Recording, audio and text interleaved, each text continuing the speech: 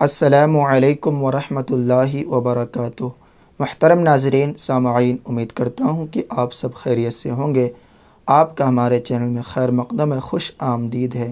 ناظرین، ہمارے ایک اسلامی بھائی نے سوال کیے ہمارے چینل پہ کہ گلے میں یا کہیں پر بھی شریر میں، بدن میں تعویذ پہننا جائز ہے یا حرام، اور تعویذ پہننا ٹھیک ہے یا غلط، اس بارے میں جاننا چاہتا ہوں۔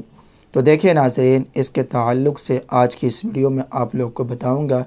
اس سے پہلے کہ میں آپ سے ایک چھوٹی سی گزارش کرتا ہوں، اگر آپ ہمارے چینل میں نئے ہیں تو ہمارے چینل کو سبسکرائب کریں اور ساتھ ہی ساتھ بیل آئیکن کو بھی دبا دیں تاکہ ہر آنے والے ویڈیو کی نوٹیفیکیشن آپ تک پہنچ جائے اور کوئی بھی مسئلہ، کوئی بھی ویڈیو آپ لوگوں سے نہ چھوٹے۔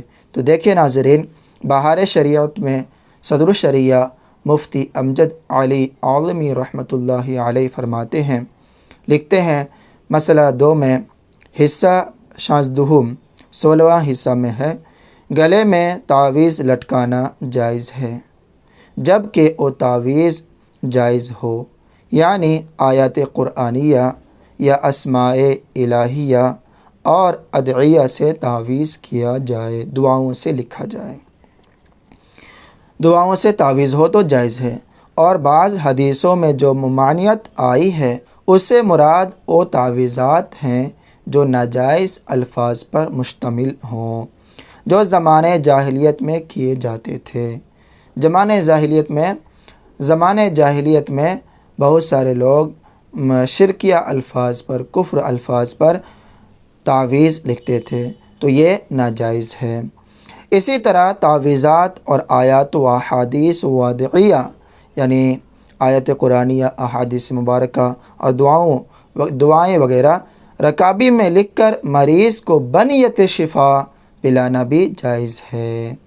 رکابی چھوٹے پلیٹ میں اس میں لکھ کر کے آیت قرآنیہ، احادیث مبارکہ، دعائیں وغیرہ لکھ کر کے پلانا جائز ہے بنیت شفا۔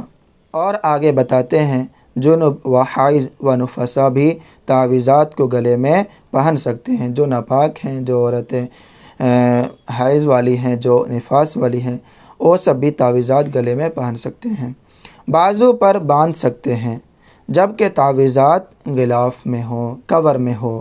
جب تعویذات کور میں ہے تو اس وقت آپ گلے میں باندھ سکتے ہیں، بازو میں باندھ سکتے ہیں۔ تو ناظرین، آج کی اس ویڈیو میں آپ لوگوں کو تعویذات کے بارے میں بتائے، تو آپ امید کرتا ہوں کہ آپ لوگوں کو تعویذات کا حکم، تعویذات کے جو مسئلہ ہے وہ معلوم ہو گیا ہوگا کہ تعویذات اگر آیات قرآنیہ، احادیث مبارکہ اور دعاؤں پر مشتمل ہے تو جائز ہے، اور اگر اس کے برخلاف دوسرے شرکی الفاظ، کفر الفاظ پر مشتمل ہے تو ناجائز ہے۔ امید کرتا ہوں کہ آپ لوگوں کو یہ مسئلہ اچھی طرح سے سمجھ میں آ گیا ہوگا۔ دعا میں یاد رکھیں، اگر آپ ہمارے چینل میں نئے ہیں تو ہمارے چینل کو سبسکرائب کریں اور اس ویڈیو کو لائک کریں، اپنے دوست احباب میں شیئر کریں۔ السلام علیکم ورحمۃ اللہ وبرکاتہ۔ اور بھی ڈیٹیل کے ساتھ معلومات کے لیے ہمارے ویب سائٹ myislamicinfo.in وزٹ کریں۔